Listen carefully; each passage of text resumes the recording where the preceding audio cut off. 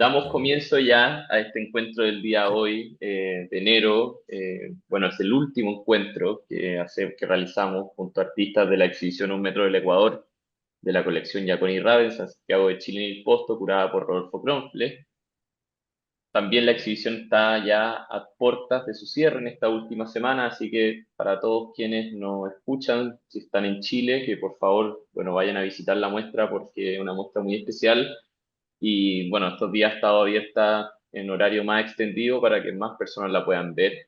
Y el día de hoy también no podemos no decir que agradecemos especialmente a todos ustedes, considerando la situación actual en Ecuador, lo compleja de la situación, de tener energía y ganas y sonrisas, como hemos visto hasta ahora, para juntarse a conversar sobre arte, ¿no? Y sobre estas obras tan especiales que se están exhibiendo acá. Así que para comenzar, antes de dar la palabra a Rodolfo, voy a hacer una breve introducción, bueno, voy a leer las biografías de nuestros tres invitados. Juana Córdoba es artista plástica ecuatoriana, realizó su estudio en la Universidad de Cuenca hasta 1997, fue elegida representante de Ecuador en la octava Bienal de Cuenca el 2004 y del 2005 ha realizado diversas exhibiciones individuales en las principales ciudades de la costa y sierra de Ecuador, tales como Las Manos de la Masa el 2006 por Fundación El Comercio y A la Orilla el año 2016 en el Museo Municipal de Arte Moderno de Cuenca. Sus obras suelen inspirarse en los espacios que habita, evidenciando las relaciones entre los seres humanos y su entorno natural. Fernando Falconi, por su parte, es diseñador gráfico por la ESPOL y licenciado en Artes Visuales por la Universidad de las Artes. Ha expuesto en la Bienal del Museo del Barrio, en Nueva York, en la Galería Braga Menéndez, en Galería Múnica y participado en diferentes exhibiciones colectivas. A lo largo de su trayectoria artística ha explorado sutil y irónicamente y agudamente los relatos científicos sobre la evolución de las especies y el desarrollo de la vida. Fue miembro también del colectivo La Limpia, que se encuentra actualmente exhibido en Imposto. Roberto Novoa nació en Guayaquil, Ecuador, en 1970. Hizo sus estudios de arte enfocándose en pintura en la Clark University en Massachusetts y luego realizó una maestría en artes visuales con la misma especialidad en Nueva York. Ha realizado diversas exhibiciones individuales en espacios como el Centro de Arte Contemporáneo en Quito, el MAC, el Museo Antropológico de Arte Contemporáneo en Guayaquil, DPM Gallery, entre otras. Su obra tiene un aspecto espontáneo, bueno, y busca crear mezcla entre lo informal y lo informal, entre lo humano y lo no humano.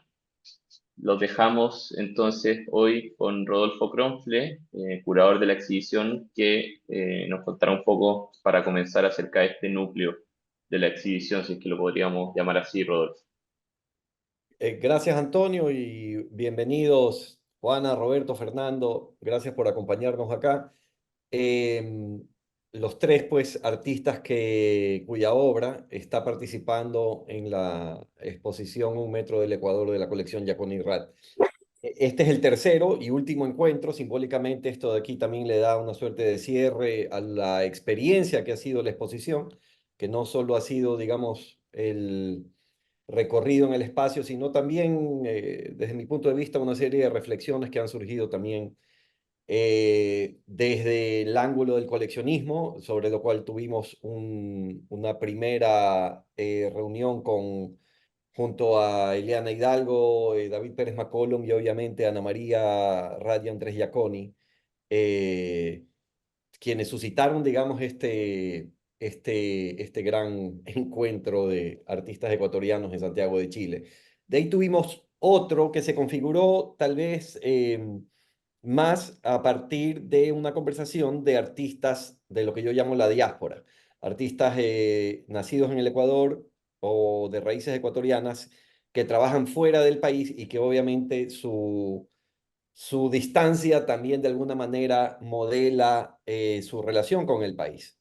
Y finalmente, los tres artistas que tenemos ahora, no todos, el caso de Fernando es particular y ya lo voy a explicar, pero por ejemplo, Juana y Roberto son artistas cuyo trabajo no necesariamente es lo que yo llamo contexto activo, es decir, obras que se pronuncian específicamente a partir de un juego de coordenadas del país que actúan como telón de fondo. sino que manifiestan preocupaciones más de orden personal que ya vamos a abordar. En el caso de Fernando, yo diría que su obra desde hace varios años para el presente tiene también las mismas naturalezas, pero en esta exposición está participando, es uno de los miembros del colectivo La Limpia, cuya obra, digamos, genera un punctum visual muy, muy asentado apenas uno entra a la exposición, que es aquella instalación titulada Prolongación del año 2007, también sobre la cual vamos a elaborar. Y yo quisiera comenzar, Antonio, si puedes compartir, por favor, aquella imagen de los diarios de Solá Franco que usamos en el catálogo. Primero para invocar un poquito la memoria de este artista ecuatoriano, nacido en 1915 y fallecido en 1996, que tiene mucho sentido sobre lo contemporáneo, y que evidentemente forma parte de la colección Jacón Irrat, también con algunas otras obras, pero cuyos diarios ilustrados quise usar dentro de la exposición, particularmente del tiempo que compartió en Chile. Alrededor de estas visitas que él hacía en Chile, él produjo más de 100 ilustraciones en sus diarios, una de las cuales es esta, y quisiera hacer justamente para abordar y provocar tal vez el primer intercambio con Roberto, cuya obra dentro de los tres artistas que tenemos en este Zoom sería la más temprana.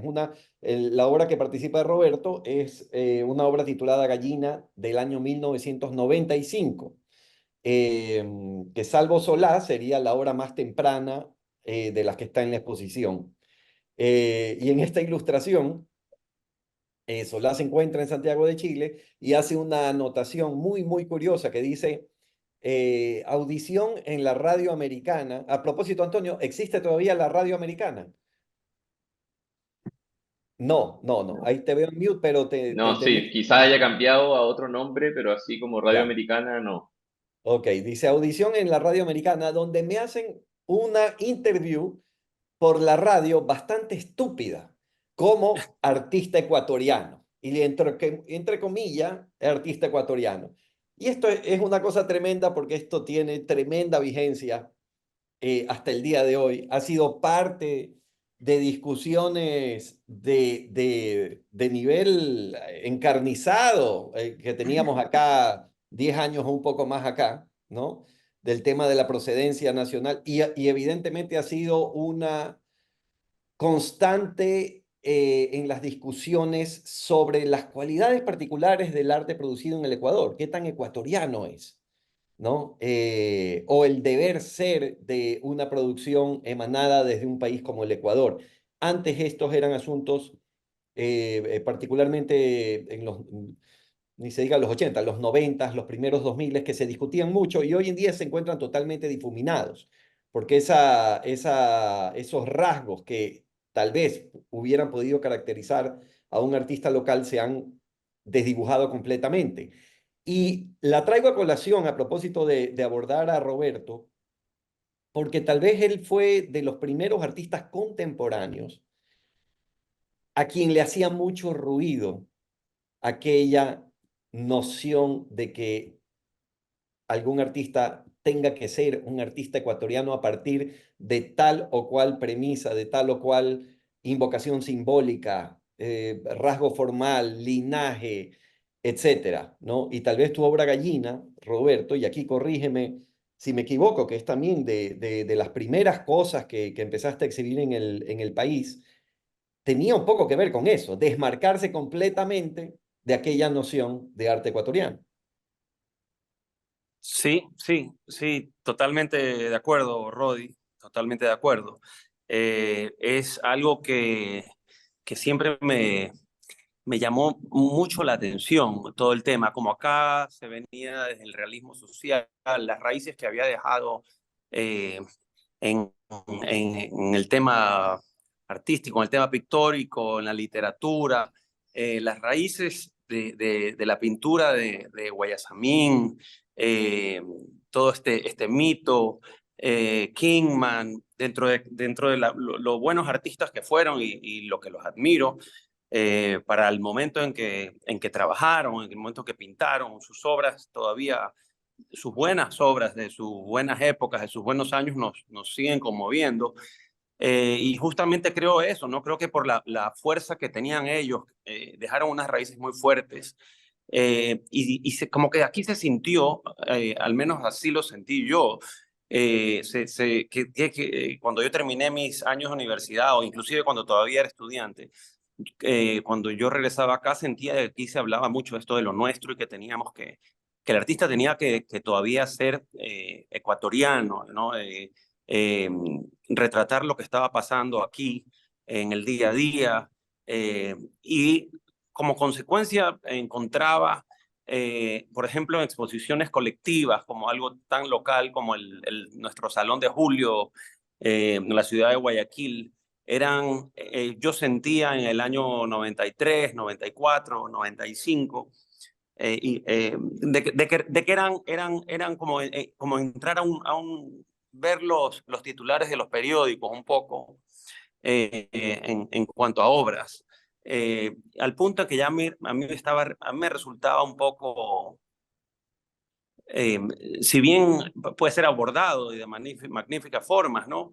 Pero yo sentía de que había que ir por otro lado y al menos trataba de abrir alguna puerta que esté por allí, eh, todavía por explorarse, ¿no? Más bien no entrando tanto de una manera tan clara en la temática, ¿no? Sino más bien tratando de evadirla y luego inclusive es por esto que desarrollé una pintura que es una cancha de tenis sin red en el año 2003, porque quería ver qué pasaba si se utilizaban símbolos que eran completamente extraños o que no pertenecían al contexto. Luego utilicé algo de la cultura vikinga también, cascos, hachas, porque era justamente ver qué pasaba, ¿no? Si estos símbolos comenzaban a aparecer en el mundo, en nuestro arte, digamos, ¿no? Como un experimento, a ver qué ocurría. Pero sí, hasta el día de hoy eh, veo lo fuerte, ¿no? Estas raíces tan fuertes que quedaron aquí, que como bien decía Rodi, ya estamos en, en, en otra etapa, ¿verdad? En otra época. Hay ahorita en la pantalla una imagen de la pintura de la colección Jaconi Rat. No sé si está como alargada porque me parece que es más cuadrada, pero eh, hay algo en esta imagen, ¿no? Que es sumamente virulento y expresivo. Es decir, no solo tal vez te irritaba aquella noción de arte ecuatoriano, sino también lo que estaba pasando, digamos, en el mercado de arte, en la pintura socialmente reconocida, convalidada, en aquel momento donde particularmente los grandes maestros tal vez habían arribado a estilos bastante complacientes con un coleccionismo local que era sumamente conservador. Ese es el motivo por el cual en esta época tu pintura tenía esta expresividad violenta. Y como comentábamos apenas un minuto antes de conectarnos, justo atrás tuyo, ¿no? Ha resucitado una pintura que es fantástica, muy en la línea de Gallina, de apenas 1 o 2 años después, que es una obra que no solo comparte la cromática, ¿no? Sino cuyo título es Todo está podrido, ¿no? Que nos viene perfecto también para los días en que hemos amanecido todos los ecuatorianos en esta semana, ¿no? Sí, sí, sí. Sí, es una pintura de esta serie, Todo está podrido, 3 años después que Gallina. En esto de Gallina también había el tema de la exploración también formal de los bordes en la obra y tratar de estirar esta forma, eh, eh, eh, por este caso, ¿no? Pero sí, el mercado del arte de acá, que todavía bueno, y lo seguimos viviendo de cierta forma, ¿no? Muy tradicional o conservador todavía. Hay mucho por hacer. Eh, pero era tratar de buscar esto de una manera, además, cuando pinté Gallina tenía 25 años, cuando hice esta pintura. Me acuerdo que hice un dibujo previo, que aún lo tengo, y, y cerré el estudio. Era tarde en la noche y hice este dibujo, y al día siguiente entré ya con el óleo y la tela y los pinceles, ¿no? A hacer esta pintura. Me interesaba esto de los costados, esto de los bordes, abrirme hacia los lados, evadir un poco el centro. Y definitivamente era el no estar satisfecho, ¿no? Del sitio donde uno vive, cómo se mueven las cosas. Eh, Viéndolo retrospectivamente me siento igual hoy día. Eh, es como que no ha pasado un día en ese sentido. Y, y, y, y pinto o trabajo con el mismo motor. Eh, Hay en algún una... momento, No, en te algún interrumpí. momento, Sigue, Roberto. Sí. sí, contaba, era que como anécdota, en algún momento escuché a Yuyo Noé, artista argentino que lo hemos conocido en Guayaquil y hemos visto su obra de cerca, comentar que el artista parte de una estación al inicio de su carrera y luego va pasando, pasa por distintas estaciones, ¿no? Y va avanzando su camino y llega un momento en que se da cuenta y ha dado su camino ha sido un círculo y has regresado al punto donde partiste un poco, y eres exactamente la misma persona, simplemente con algo más de equipaje, ¿no? Y es así, ¿no? Pasa el tiempo y te das cuenta de que eres exactamente esa misma persona y sigues pensando igual muchas veces. En este caso, el Ecuador es complicado todavía para todo el tema artístico, cerrado y inclusive en el asunto de las instituciones, eh, cuando pensamos que damos unos pasos para adelante, pues luego retrocedemos otros. Entonces, en Guayaquil particularmente. Eh, pero ahí estamos, ¿no? Ahí estamos trabajando. Hay, Y hay una interrogante que tenía Antonio, que en realidad quisiera abordarlo con los tres dentro de las conversaciones. Es en qué sentido esta obra particularmente es relevante para tu producción, ¿no? Este momento en tu pintura que ha tenido también unas evoluciones bastante grandes y donde pasaste de ser en esta época una suerte de outsider completo a una figura altamente influyente para dentro de la pintura ecuatoriana en los últimos 15 años, ¿no? uh-huh. Gracias, Rodi. Sí, cuando expuse esta pintura, se expuso por primera vez en el Museo Naim Isaías, tuve una exposición individual en ese año, en el 95, y sentí realmente que como que prácticamente que ahí comienza mi carrera, más allá de que yo ya había hecho algunas exposiciones en mi universidad. Luego vine a Ecuador y tuve mi primera exposición en el Salón de Julio del 93. Luego tuve una colectiva y luego una individual en el 94 también. Es decir, había hecho ya algunas obras y siento que esta es donde pienso yo, con esta pintura, ¿no? Con esta pintura, con este cuadro. Siento que los artistas tenemos puntos, o si se le puede decir hitos en nuestra producción y los tenemos donde encontramos algo que nos puede abrir nuevos caminos o nuevas ideas, o nos hace un clic como para seguir produciendo o nos entusiasma inclusive. eh, Creo que todos las tenemos y esta es definitivamente para mí una de ellas dentro de mi producción. Gracias, Roberto. De hecho, la veo con inmenso cariño cada vez que la veo. Gracias. Yo quisiera es ir avanzando tal vez de manera cronológica, ¿no? Que sería aquí abordar la instalación, prolongación de la Limpia. Ahí, Antonio, si de repente nos compartes una fotografía del espacio, que es un colectivo pues que empezó a hacer una revisión crítica de la historia del país, de alguna manera.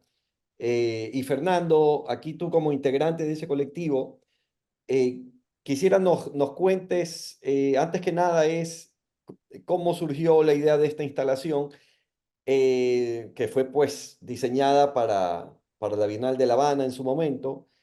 Y, y una pregunta que yo tengo, ¿no? Es cómo la idea de trabajar en colectivo, ¿no? Les permitió hacer propuestas verdaderamente ambiciosas en cuanto a instalaciones, y una cosa que ya a nivel de la práctica individual de un artista hoy en día, por todas las taras que conocemos, ya sea del mercado, institucionales, económicas, se hace muy difícil para una producción individual, ¿no?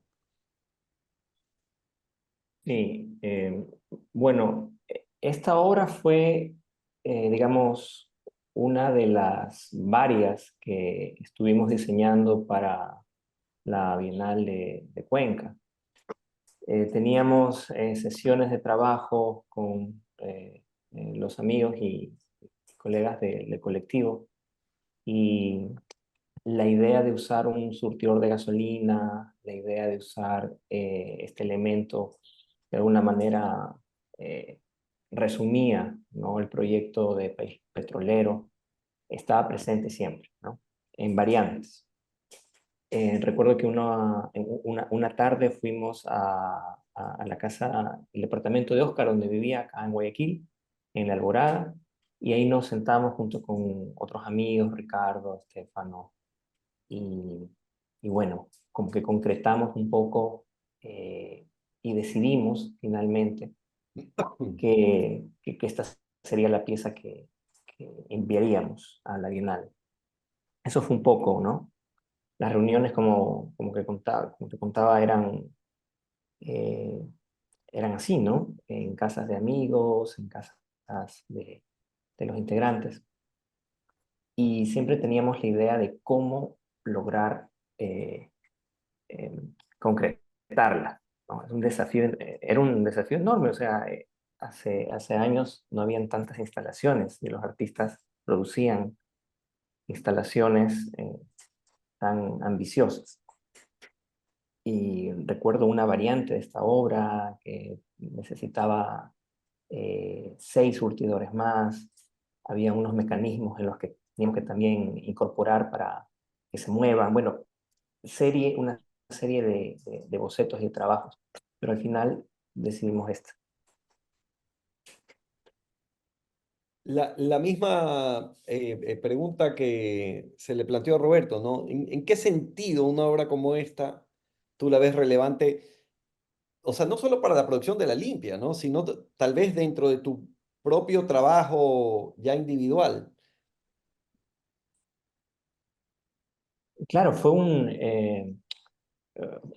obra muy bonita, ¿no? O sea, es una pieza que tiene varios niveles de interpretación, de lectura. Es, eh, creo que sí, eh, fue eso, ¿no? Un pequeño gran logro para todos, poderla llevar a cabo y luego sacarla fuera del país y que esté en una colección importante. Bueno, esta pieza también se exhibió en La Habana, en la Bienal de Cuenca y, y bueno, ahora con la colección, ya con IRRAP. Pero digamos que fue importante también, creo yo, para la producción de los otros integrantes, ¿no? La idea eh, de sortear todas las dificultades, ¿no? Y de seguirlas sorteando, porque la, como anécdota, la obra que ven aquí, igual tuvimos que un poco adaptarla, producirla, rescatarla, y bueno, lo logramos a pesar de estar distanciados físicamente unos de otros, ¿no? Y en pandemia, sobre todo. Esta obra pudimos eh, volverla a producir en pandemia. Oye, Fernando, se ha hecho notorio, ¿no? En los últimos 10 años y tal vez un poquito más, ese giro, ¿no? Hacia poéticas más íntimas, más personales, de intereses personales, y el abandono no progresivo, el abandono casi tajante, Radical.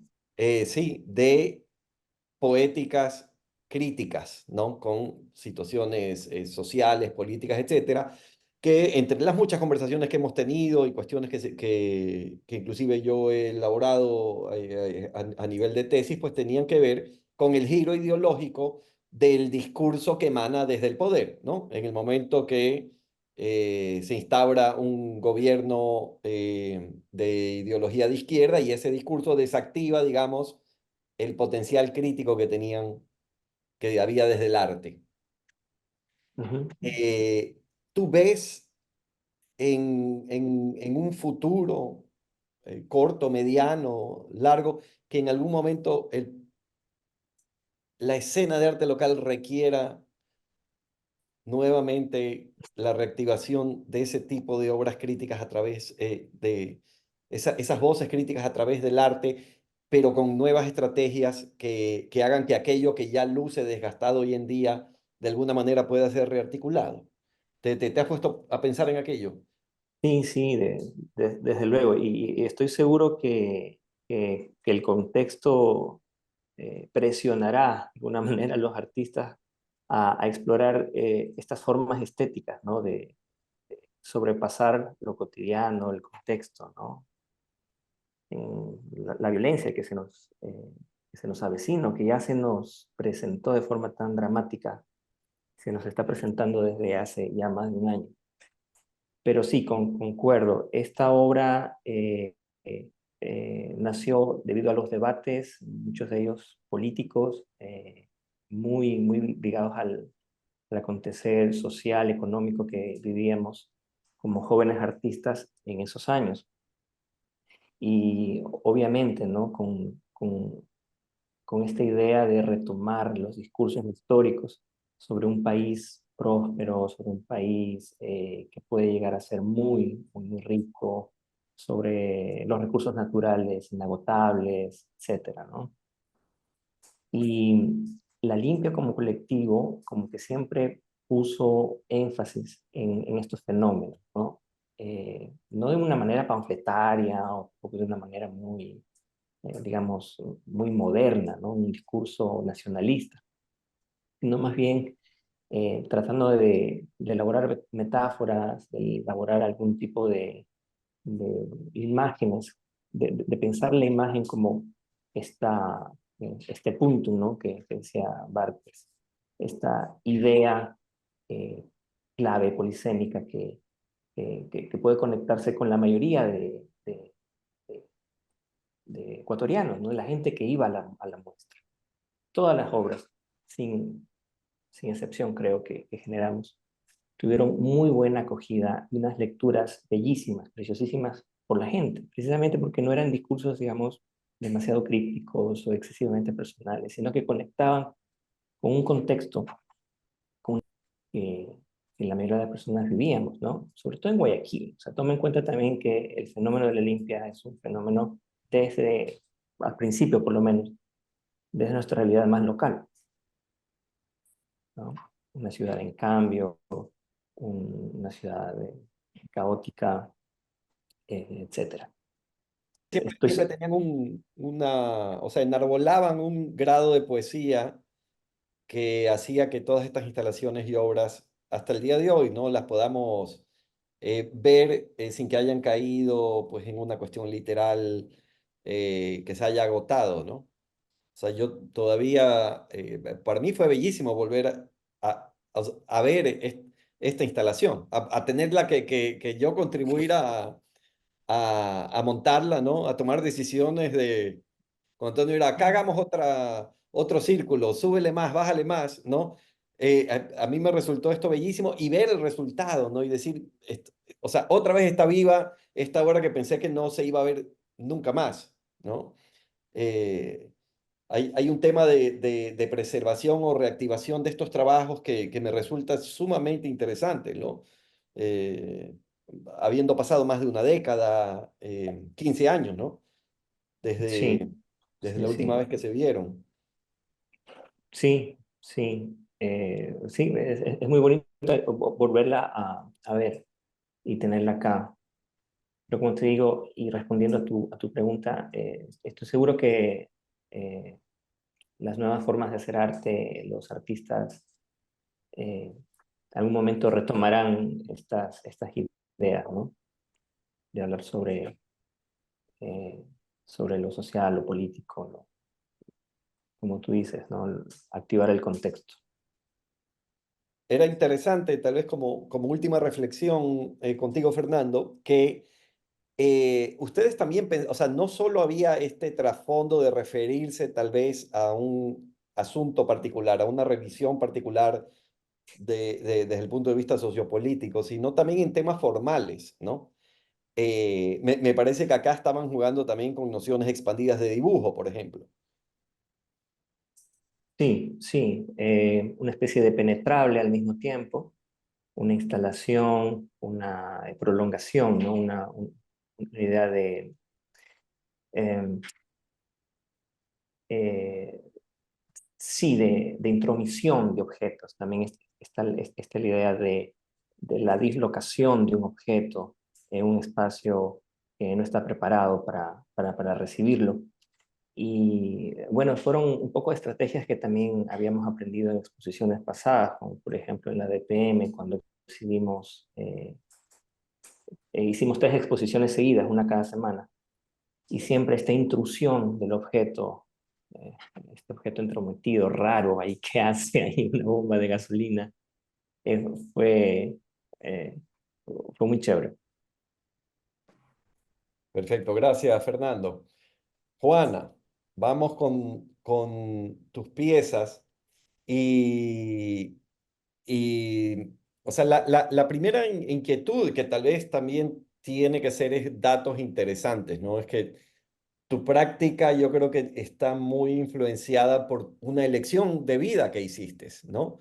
Que tú eres una persona que nació en Cuenca, llevas la cuencanidad a flor de piel, pero un día, o sea, tenían esta suerte de proyecto de vida con tu pareja y decidieron mudarse a una casa que yo siempre he dicho que es a la vez tu taller observatorio, ¿no? Al pie del mar. ¿De qué forma esa decisión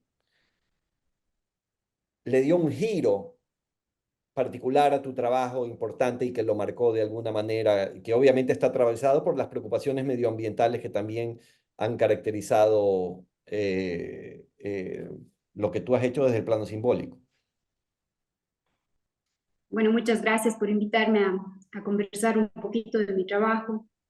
Eh, sí, Rodi, como tú sabes bien, desde hace 15 años vivimos en el acantilado con mi marido, con Sebastián, y ya es bastante tiempo, ¿no? Entonces sí, voy asentando esta manera de ver las cosas que me ha hecho madurar y me ha hecho percibir los ciclos de vida y muerte de los animales y las plantas, y me ha hecho observar a las ballenas, a las aves, a las lagartijas en su vida diaria. Eh, Realmente estamos bastante alejados de los centros urbanos, entonces sí ha sido una inmersión completa con la naturaleza. Otra cosa que es clave en el día a día de nosotros es el clima, el estado del clima. Influye muchísimo, mucho más que en la ciudad, ¿no es cierto? Entonces, estamos rodeados por esta atmósfera, viendo qué va a pasar, hay amenazas de lluvias, de desastres naturales, de que el mar está, la marea está altísima, una serie de cosas todo el tiempo, ¿no? Que eh, corresponden a otra manera de vivir y que creo que a mí me han cambiado como persona. Nunca creí que un lugar podría haberme cambiado así y sobre todo mi trabajo, ¿no? Hay piezas. Es curioso que todos tengan atrás alguna obra que de alguna manera contribuye a esta conversación. Fernando tiene una pintura que es de una serie ya clásica en el arte contemporáneo local, que son sus reversiones a partir de las ilustraciones de los libros escolares, ¿no?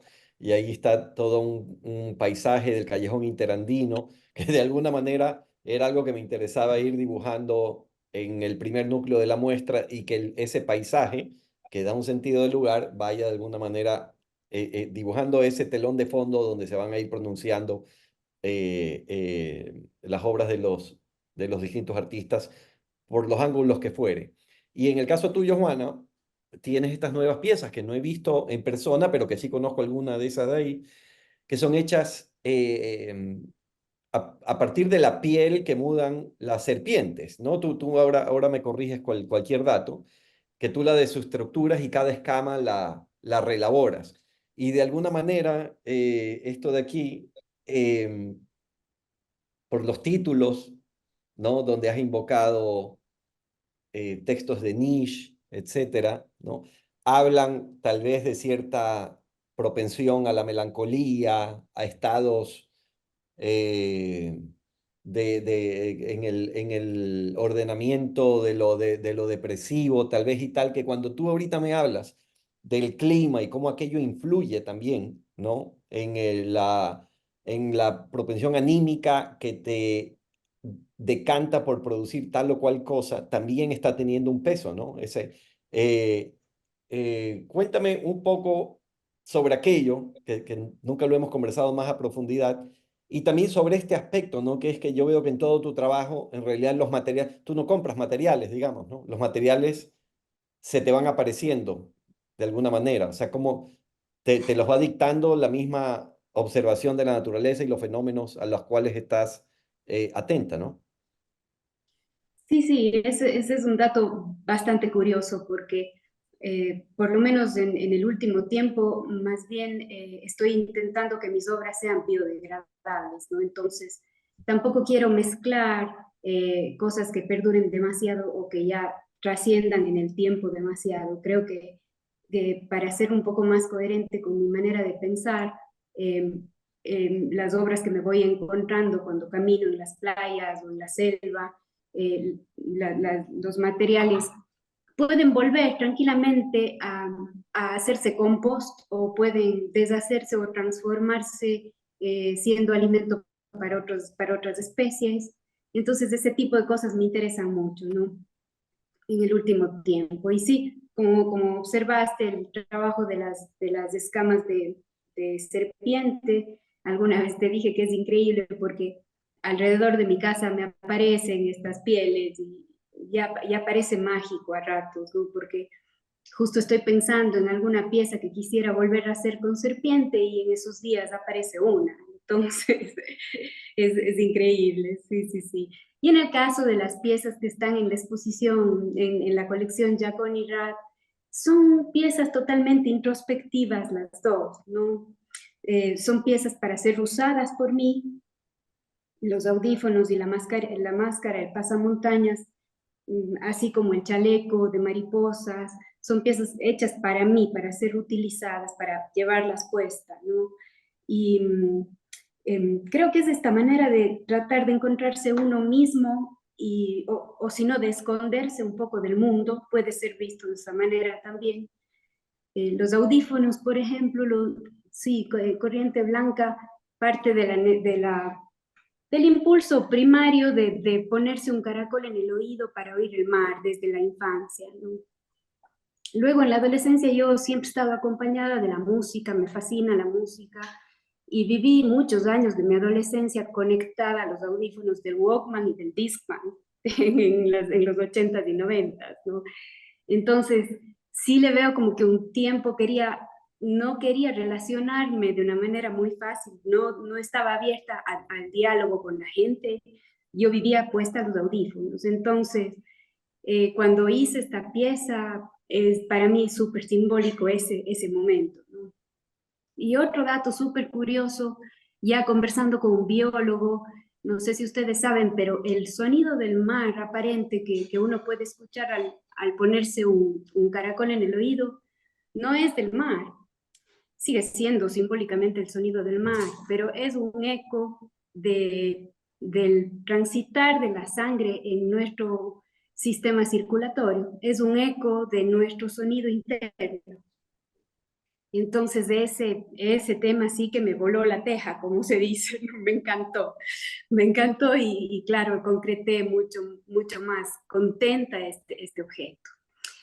El pasamontañas, por otro lado, lo hice en pandemia, nos quedamos como anécdota encerrados en Cuenca, en el departamento durante 3 meses, los 3 meses de encierro, y lo único que tenía era semillas de guairuro. Entonces me puse a hacer este pasamontañas, porque sí sentí la necesidad de protegerme de alguna manera. El guairuro es una semilla muy simbólica para los pueblos latinoamericanos indígenas. Entonces, ellos, los indígenas lo usan como un talismán de protección. Entonces, yo sí tenía semillas de todo tipo guardadas, pero en ese momento el simbolismo que tiene esa semilla me dijo, no, pues con esto hay que hacer algo, porque además si no te vuelves loca, encerrada sin tu mar y sin tu playa, ¿no? Entonces me puse a hacer el pasamontañas como él.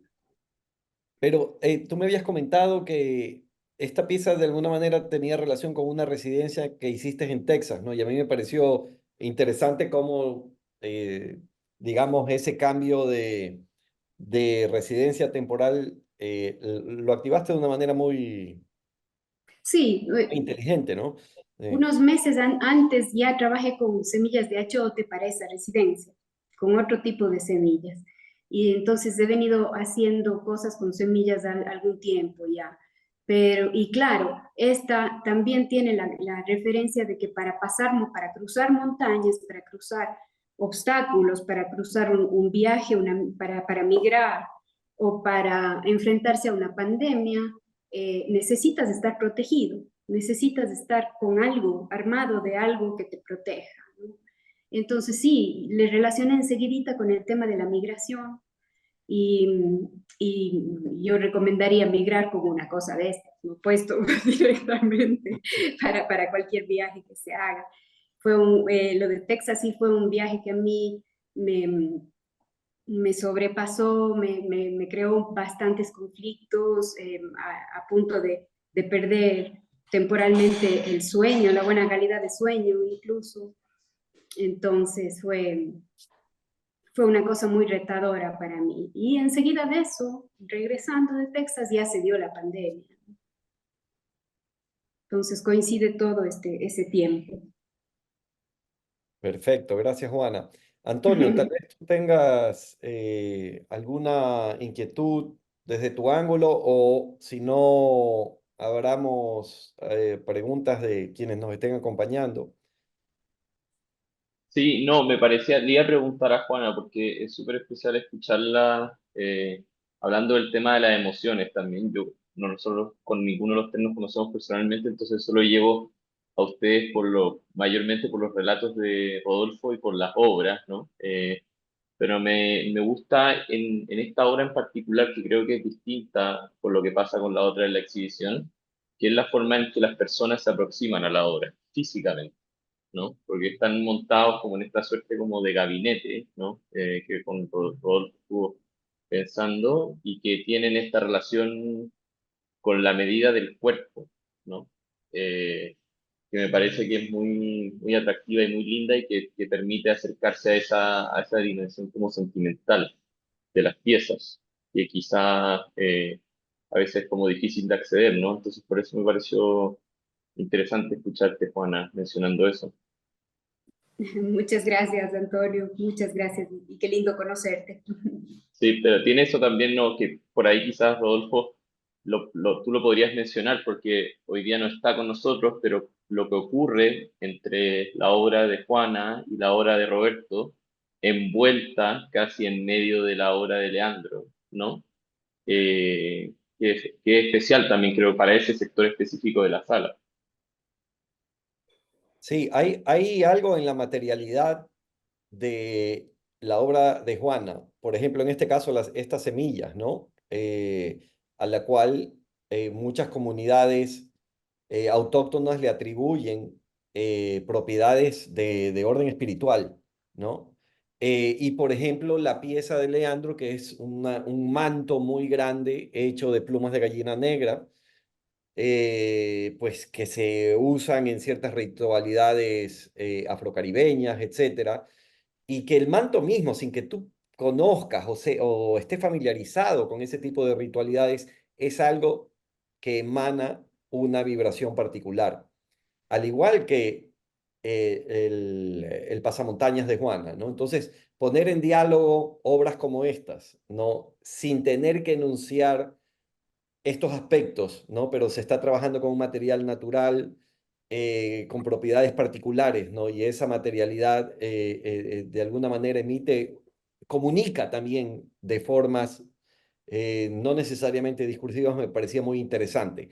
Así como su vez, esta suerte de bisagra que quise proponer entre la pieza de Roberto del 95, pues, y este manto de Leandro, que me parece que es del año, esto acá es del 17, del 18, en el sentido de aquel animal al cual ambos se refieren, ¿no? Que es la gallina. Y contrastaba también, yo siempre estoy viendo muchos ecos que pueden ser simbólicos, pero también pueden ser formales, ¿no? El hecho de que los colores en el cuadro de Roberto estén circunscritos a ese rojo y a ese pico negro, ¿no? Y a manchas negras. Lo bien que me funcionaba con otra obra de similar formato, cuadrado, con negro. O sea, se empieza a ver un juego que paseando en el espacio, creo que activaba también otras posibilidades eh, de sentido, ¿no? Sí, por ahí hay una cosa que no hablamos estando acá, pero que a mí me pareció interesante y que nuevamente es un problema formal, ¿no? Como de dibujo, como le mencionaba ya a Fernando, que tiene que ver como con la lógica del enredo. Que para mí eso era interesante, porque veía en la obra, por ejemplo, de Pablo Cardoso, esta especie de trayecto, pero que también nos muestra una línea que no es en ningún caso una línea que es un eje recto, sino que es una suerte de confusión. Lo mismo ocurre con la linfa, que uno nunca sabe dónde comienza, dónde termina. Y la gallina de Roberto también, que se quiebre, que abre la puerta para pensar en una linealidad que no es lineal, sino que es más bien como curva, no lo sé. Esa forma del estar perdido y que también el viaje, por ejemplo, de Karina, lo remite, lo de Adrián también. No sé si eso es una cuestión relevante para ti, Rodolfo.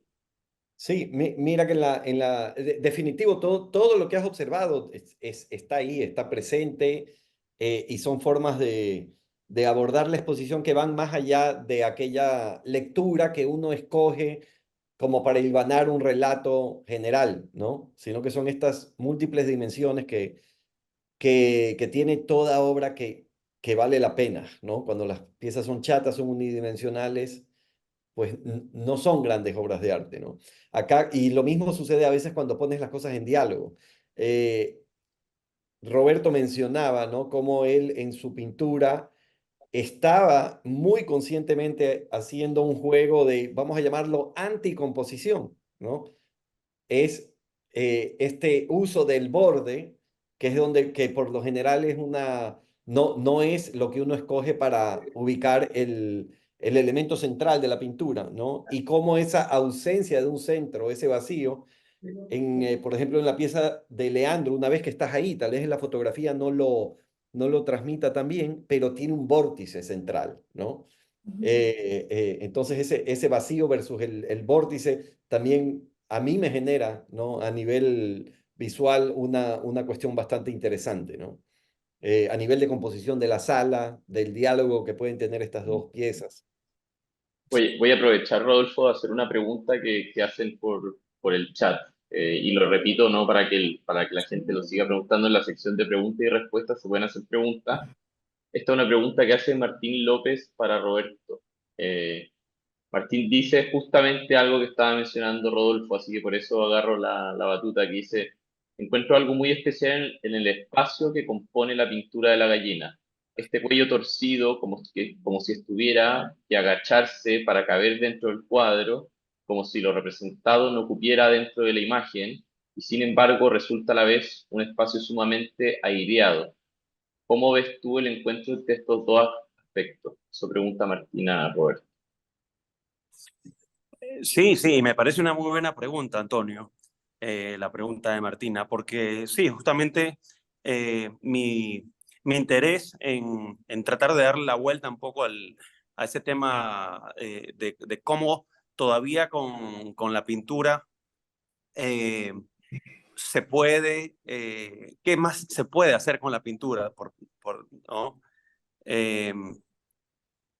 Eh, entonces, con una historia tan fuerte, ¿no? Y tan importante, entonces, ¿qué más justamente con estas herramientas? ¿Qué más se puede hacer? Es una especie como de necedad y de terquedad también que encuentro interesante en el momento de ver a la pintura todavía como un medio para poder todavía hablar, ¿no?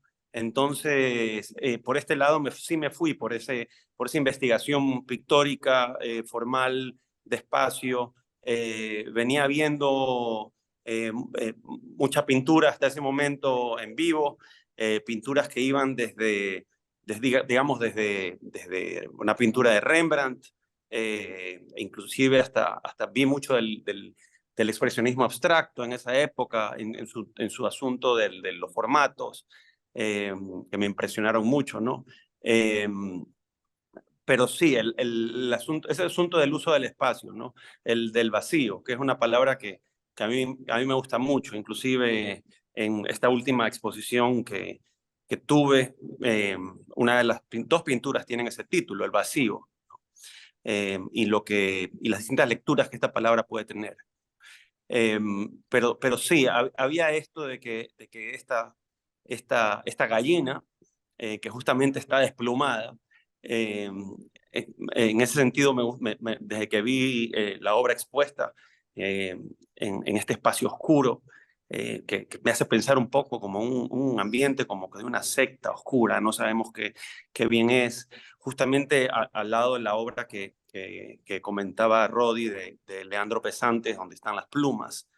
Es como que todas las plumas de esta gallina se las lleva el viento y se quedan completamente pegadas del otro lado. Hay un diálogo interesante allí de la una y la otra, oscuro, que me interesa mucho. Pero sí, ese uso del espacio, ¿no? Ese vacío, ese espacio negativo versus el espacio positivo, y ver qué se puede hacer con esto. Era el tema. Utilizando el óleo, ¿no? Y utilizando la tela, evadiendo salirme por el momento, ¿no? De las dos dimensiones, más bien como un reto. Y que luego lo hice un poco tridimensional en los 2 años que le siguieron, con unas muñecas cosidas. Pero sí, ese vacío era muy importante. Ese vacío, ese uso de esta tela, el uso del color de la tela o el óleo, ¿no? Las distintas texturas. Inclusive la forma de cómo hay marcas en esta pintura, hay unas marcas que me acuerdo que son un poco a forma de performance mientras las pintaba, porque tenía una soga en el estudio y me acuerdo que la soga la pasé por pintura roja y hay golpes con esta soga en distintas áreas del cuadro y se ve la soga, justamente las marcas que esta logra sobre el blanco, ¿no? O sobre estos tonos más claros. En este sentido era un poco como un castigo o como azotar un poco a este ser que está allí, que al final del día para mí la gallina es también como sabemos, puede ser un ser humano también. Pero hay un asunto ahí de performance en cómo se pintaron estos cuadros. Y eso de la soga es algo que salió en el momento, esta marca, ¿no? Dentro del cuadro.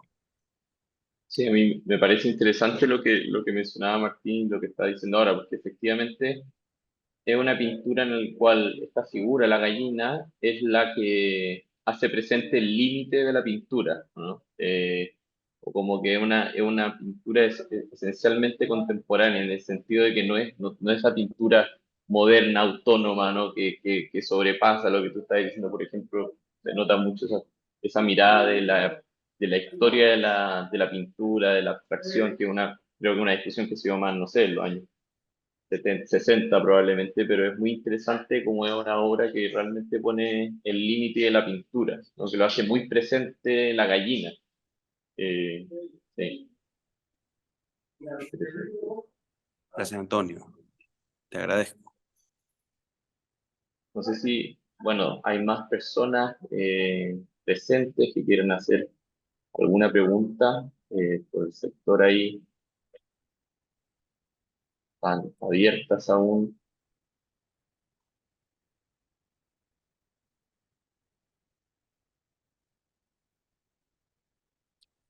O también pueden pedir, levantar la mano y yo puedo permitirles hablar en vivo.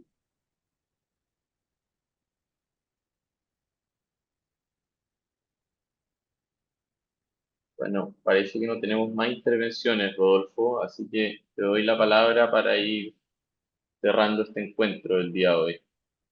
Eh, bueno, yo de mi lado agradecerle a El Posto, Antonio y a los artistas por estar presentes en esta exposición y por haber participado en esta charla. Si el público no tiene más interrogantes, pues acá nos volvemos a conectar con las noticias a ver si todavía hay país. Sí. Bueno, le agradezco nuevamente a los tres invitados, a Rodolfo por el incansable interés y disponibilidad para continuar extendiendo la muestra más allá de la sala, que es lo más importante que podemos hacer.